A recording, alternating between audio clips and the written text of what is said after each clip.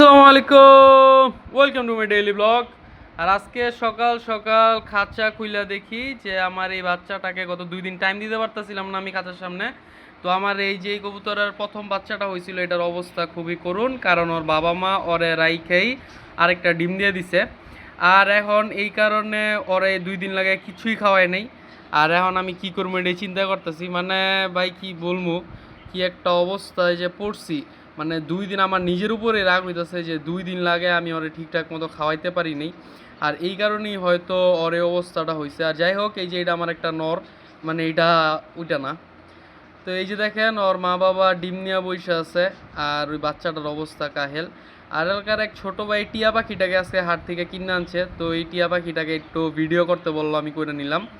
এরপর এই যে বিকালের এই মুহূর্তটা কিন্তু আমার খুব পছন্দ, কারণ সব পাখিদের খাবার দেই আর একসাথে সবাই খাবার খাইটা অনেক ভালো লাগে। ধন্যবাদ।